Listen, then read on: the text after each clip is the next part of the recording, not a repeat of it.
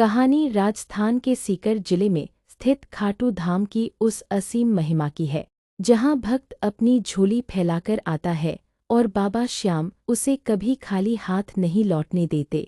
जयपुर के रहने वाले एक साधारण से परिवार में माधव नाम का एक व्यक्ति था। माधव का जीवन बाबा श्याम की भक्ति के इर्द गिर्द ही घूमता था। वह पेशे से एक छोटा सा व्यापारी था, लेकिन पिछले कुछ समय से उसके व्यापार पर जैसे किसी की नज़र लग गई थी। कर्ज का बोझ बढ़ता जा रहा था और स्थिति यहाँ तक पहुँच गई कि उसके घर की नीलामी के नोटिस आने लगे। घर में बीमार माँ और 2 छोटे बच्चों की जिम्मेदारी ने उसे भीतर से तोड़ दिया था। उसे समझ नहीं आ रहा था कि वह अपनों को इस संकट से कैसे बाहर निकाले।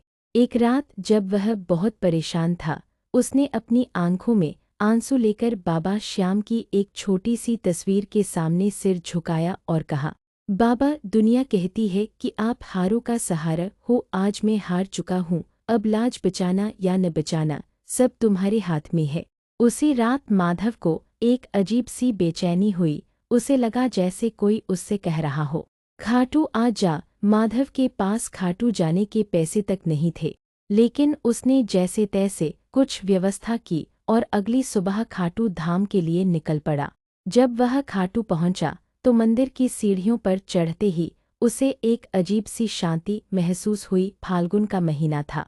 चारों तरफ जय श्री श्याम के जयकारे गूंज रहे थे। माधव ने जैसे ही बाबा के विग्रह के दर्शन किए, उसकी आंखों से आंसू बहने लगे। उसने अपनी कोई परेशानी नहीं बताई, बस चुपचाप बाबा को निहारता रहा। उसे लगा जैसे बाबा मुस्कुराकर कह रहे हों, तू आ गया ना, अब चिंता छोड़ दे।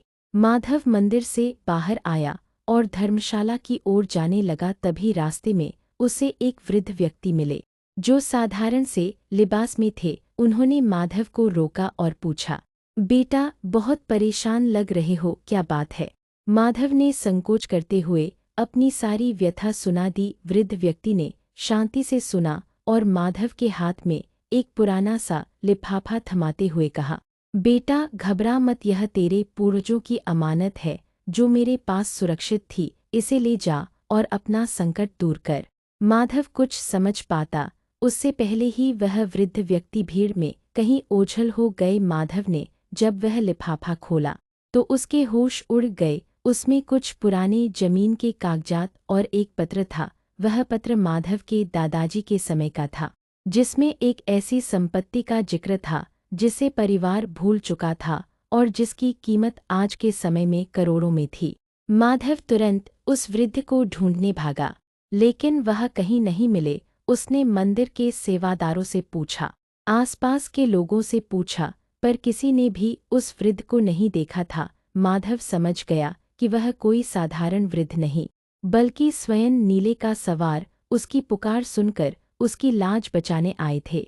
माधव घर लौटा और उन कागजातों की मदद से न केवल अपना कर्ज उतारा, बल्कि उसका व्यापार भी पहले से 10 गुना बढ़ गया। आज भी माधव जब खाटू जाता है तो उसकी आंखों में वही पुराने आंसू नहीं, बल्कि कृतज्ञता का भाव होता है।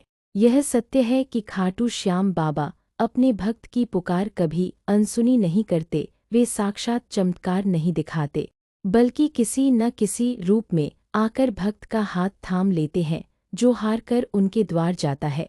बाबा उसे जीत का आशीर्वाद देकर ही भेजते हैं। तभी तो उन्हें कहा जाता है, हारे का सहारा बाबा श्याम हमारा।